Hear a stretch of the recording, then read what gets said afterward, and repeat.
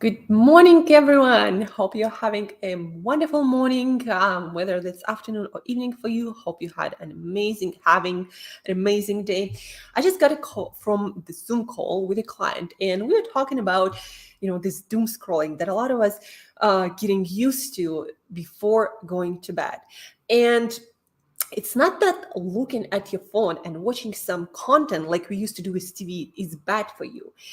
It's only bad when it cancels your lives potentially, when it interferes with things that you know you must do, you want to do in order to improve your life, in order to sleep better, to have more energy in the morning, so you get out there and achieve more things, so you feel motivated and empowered and powerful, just dialed in the first thing in the morning. And so you wake up feeling optimistic, wanting to go out there, do things, change things, work on the problems, build things, and enjoy your life, right?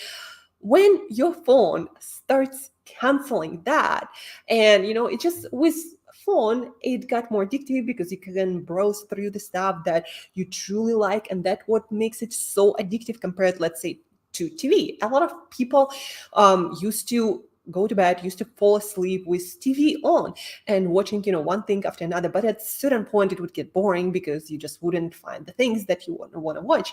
And with our phones, my phone, by the way, is always somewhere else. Like, I sometimes lose a track of it. I'm like, where did I put it to not be disturbed or interrupted or distracted by it while working on coming up with ideas, talking to my clients, right? So it's always in some place in my apartment where I can barely.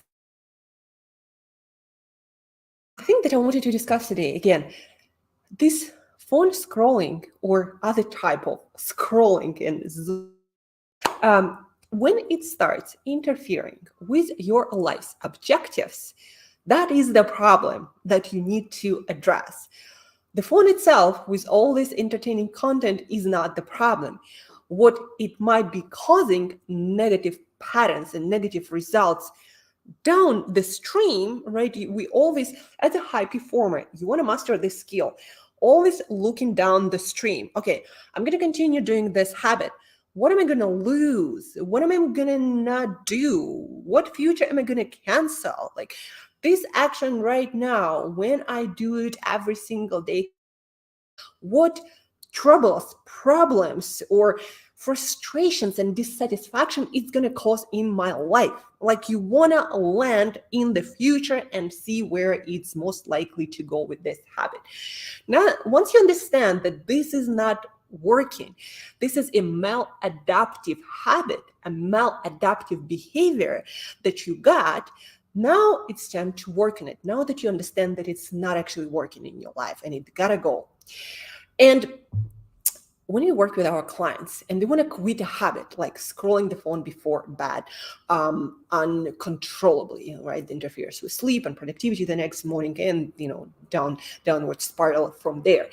When we decide to quit something, as a coach, I actually start looking not on that behavior, because that behavior, as you can read under this post, this behavior is adaptation of your brain, of your body, of this whole organism to cope with something that is problematic, that is stressful for your brain, for your body, in your life.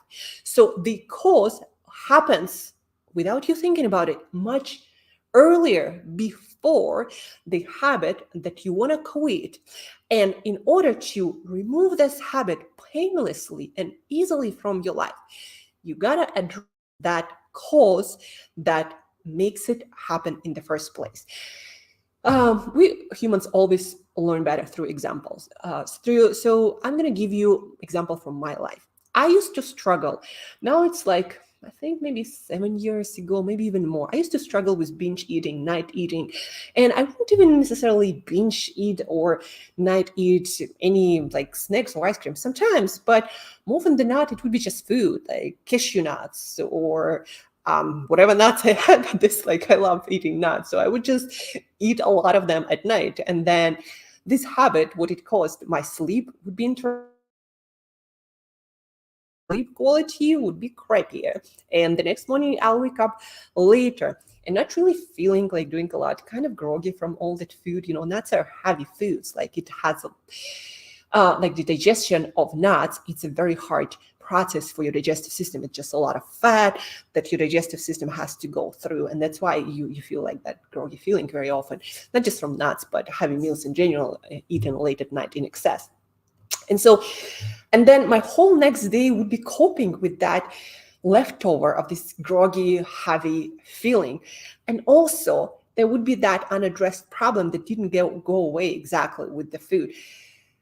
So long story short, why I was doing that? I wasn't doing that because I was hungry or because I missed nuts in my life or I was starving, right? I wasn't on any specifically low-calorie diet, not all of the time for sure. What I was not doing throughout my day, I was not installing any recovery practices. I did not schedule any fun because as a high performer, you probably can relate to that. Very often you think, well, I just got to work through that right now, and then I can have fun at some point in the future, and then I can relax, and then, I don't know, I can take a vacation and enjoy life. But you see, your brain and body do not work like that. They do not understand that at some point in the future, you're going to get rest, fun, entertainment, and you're going to give your body and brain the ability to recover. What your brain does, it looks at your allostatic load of stress, that is basically stress that you accumulate through different modalities and action throughout the day. So your brain senses this workload, high pressure, high stress, high demand on your systems. And your brain, through habits like doom scrolling or eating a lot more food than you would normally consider normal and needed. So your brain would use those habits, those behaviors to cope with the stress and stop you for a moment there. While you're scrolling, your brain is trying to recover, to rest, to unload some of that stress, to allow the brain networks they were heavily engaged in your day to rest, recover. This allows you to also produce, like if you're watching something that you enjoy, for example, while doom scrolling, allows you to produce some more dopamine that perhaps you need for, your brain senses that you might need because of all of this stress, like you need to be your goals, your rewards. Some serotonin is produced, when you laugh, when you smile, when something makes you feel good. So that produces serotonin that make me feel good and confident. Neurotransmitter, it helps you to relax, to digest your food.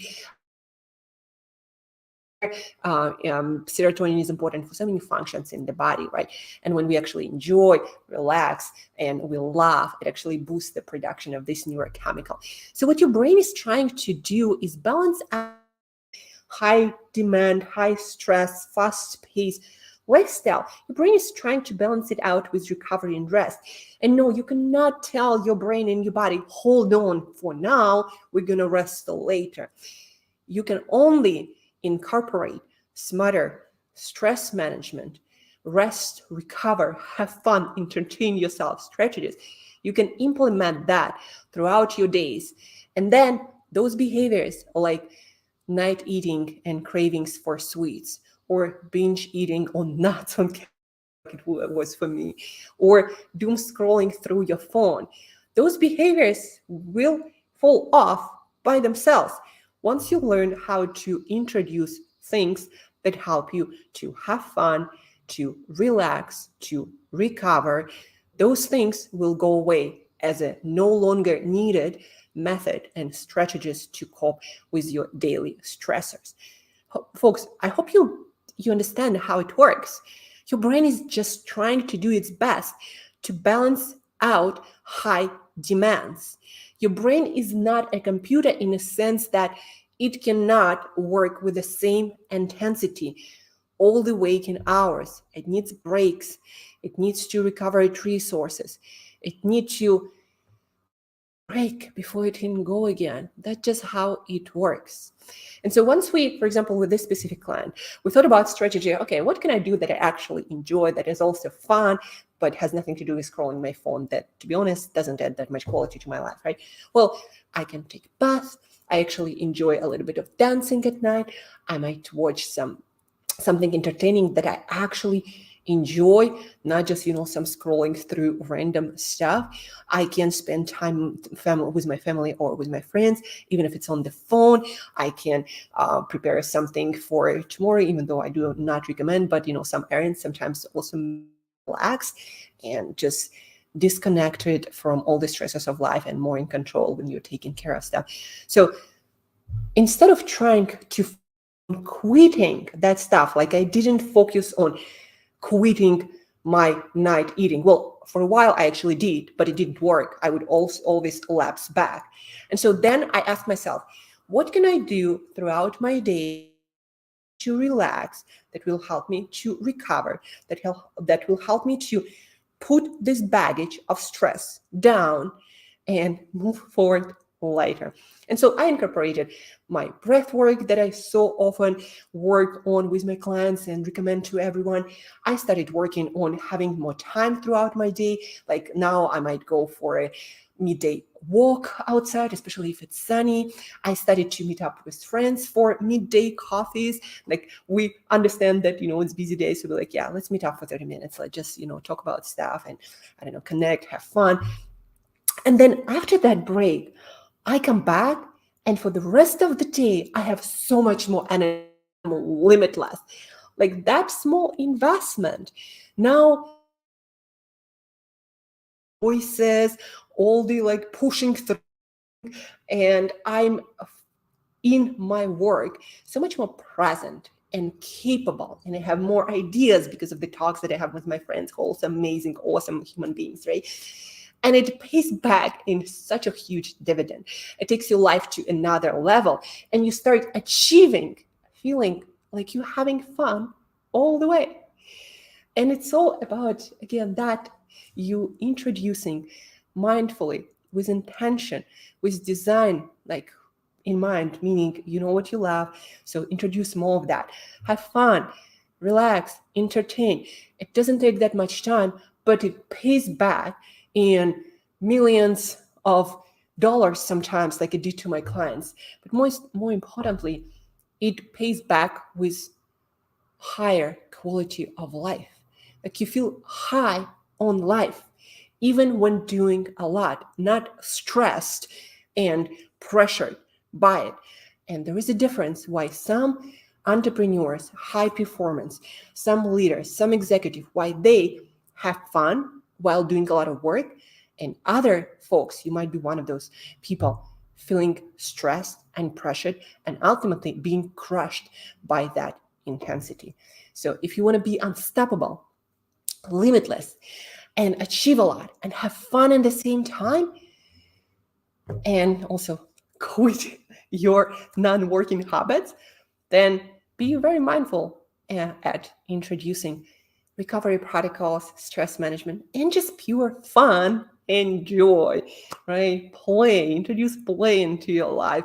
And all of a sudden, you'll feel even with all the hard work, you're actually quite enjoying your life. And all the non-working habits like doom scrolling through your phone might just fall away, because your life will become so much more interesting and enjoyable than your phone could ever wish for. So if you find this is something that resonates with you, but you're not sure how to approach it in your life, well, there is a link underneath this video for a short strategy call with me, complimentary for you, where I can help you put together a strategy to start having fun while doing all the hard work and achieving your success. So use this link, read what I have to say in the text below this video. And that's all I had to say on this beautiful morning in Cape Town.